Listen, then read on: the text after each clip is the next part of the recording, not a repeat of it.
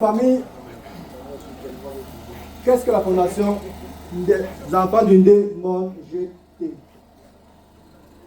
C'est une association que nous avons décidé tous ensemble de la créer afin de promouvoir les valeurs d'Undé. Et à l'intérieur, nous avons plusieurs projets. Donc, je vais vous le laisser tout à l'heure.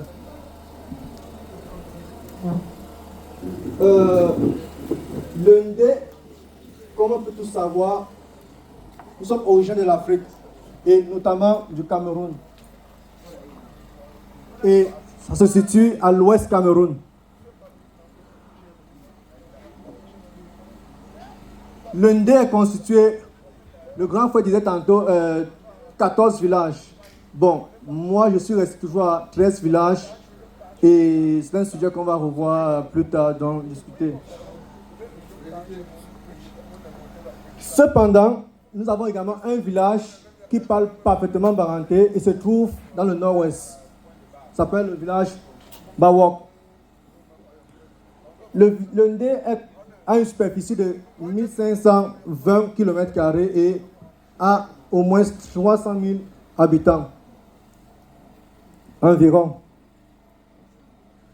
Nous nous sommes connus comme association sur les réseaux sociaux et notamment sur TikTok. Donc, sur TikTok est née cette optique de pouvoir rassembler les enfants d'Undé.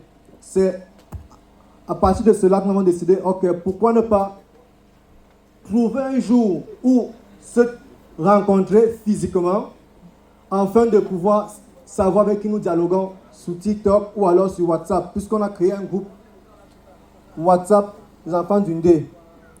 Un groupe qui est ouvert à tous les enfants, sans discrimination. Comme je disais tantôt, c'est une association à but non lucratif dont les missions principales sont les suivantes. Encourager le développement d'Undé et la solidarité des enfants d'Undé. Promouvoir, vulgariser et développer la culture du peuple là et de notre langue Mdjumba. Nous avons plusieurs projets à court terme que nous souhaitons mettre sur pied dans les prochains mois. Parmi lesquels le principal projet, c'est l'apprentissage de la langue Mdjumba. Et par conséquent, je dirais que nous sommes bien en avance parce que nous avons déjà des contacts pour pouvoir faire à ce que tous les enfants d'Undé puissent savoir parler et aussi, pourquoi pas, écrire en langue Mdjumba. Et nous espérons que d'ici maximum 2 mois, on va commencer les premiers cours. C'est un projet que nous tenons en cœur et nous souhaiterons que chacun puisse mettre la main pour qu'on puisse aller vers l'avant. Et il y a plusieurs cours. Par exemple, ça c'est un livre que moi j'ai eu à étudier en 2003 quand j'étais à Baranté. Donc, Jouzi. Le deuxième livre, bouquin, ça s'appelle Neta, le grenier. C'est un vocabulaire où tu peux trouver tous les mots en Mdjumba et avec la traduction en français.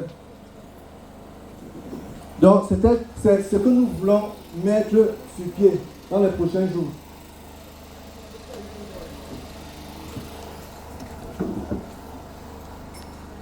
Comme autre projet que nous avons également, sont des projets de restructuration et de construction des écoles publiques. À l'occurrence, dans tout l'Undé. Ici, par exemple, nous pouvons voir, nous parlons du village Bamaha.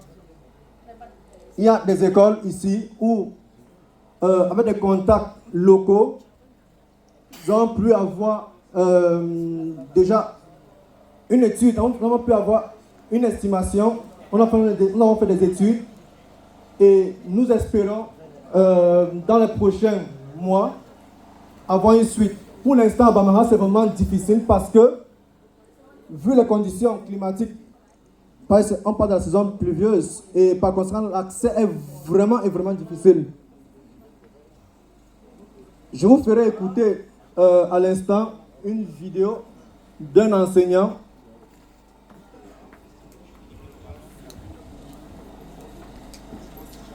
Bon, c'est un peu compliqué parce qu'en principe, il fallait connecter. Bref, c'est une vidéo où l'enseignant explique exactement les conditions dans lesquelles ces enfants vivent. Et comme vous pouvez voir également, c'est une école vraiment pas praticable. Et nous aimerions que nous tous nous puissions mettre la main afin de pouvoir donner ce support à ces enfants et à ce peuple Bamara.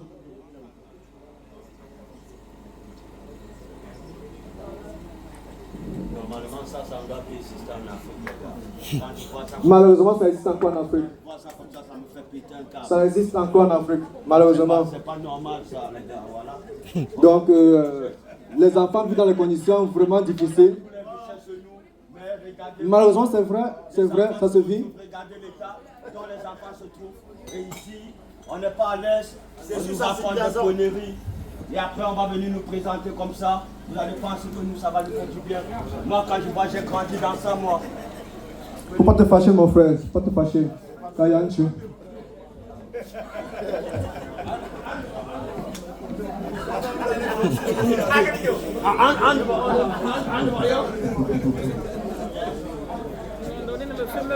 Bon, ici par contre, nous sommes dans le village Bichoua, où également les conditions de vie, soit au niveau sanitaire, soit au niveau scolaire, ou alors dans la vie sociale, n'est pas aussi aisée. Et je vous ferai écouter également un audio. C'est une vidéo, mais bon, vous pouvez écouter cela afin que vous puissiez vous-même réaliser dans les conditions dans lesquelles la population. Mais on n'a pas mis le panier pour. C'est un documentaire de Canal 2. Il prend son chapeau. Qui? Chacun met l'argent. Comme vous pouvez voir, il n'y a pas de marché, Tu l'as ni dit, de centre agréé. Tu l'as dit, il dormir. De centré. Si vous il dort. Non, non, il ne peut pas dormir. Vous mettez pas de film. Non, Jimmy ne peut pas dormir. Comment tu dis que Jimmy va dormir? Pour partir, personne ne peut lui dire que rester ou bien ne reste pas. 6 ans après sa création, cette école publique n'est plus l'ombre d'elle-même. Ici, les tables bancs sont les cibles des termites. Ce bâtiment construit en matériaux provisoires compte 3 salles de classe qui accueillent les élèves de la cible beaucoup moins durs. La vétusté des lieux inquiète plus d'un parent à plus de 2 semaines de la prochaine rentrée scolaire. Regardez l'école. Cette année-là, maintenant, là, tu suis en train de voir ici, là, dans cette école, l'école publique. Après, tu vas passer, les gens vont donner ce qu'ils Je veulent. ne suis pas sûr que ces enfants vont se calmer. Parce que les parents sont fatigués. C'est le temps. Actuellement, les enfants ne vont pas fréquenter parce que la toiture, qu'on voit là, c'est métal. Maintenant, c'est déjà pourri, non? Quand je vois comme ça, j'ai vraiment honte. Les parents qui ont peu de ce qui peut arriver à leur enfant parce que j'ai des parents qui sont comme ça là.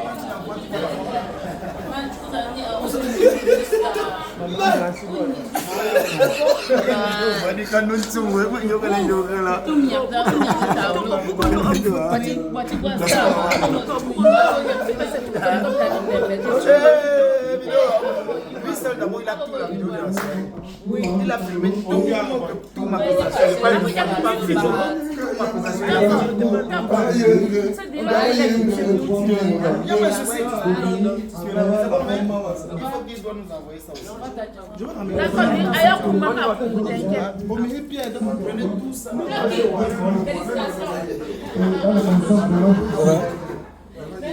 Je passerai au troisième projet sur lequel nous continuons à travailler et nous avons déjà eu à faire un business plan et je vais vous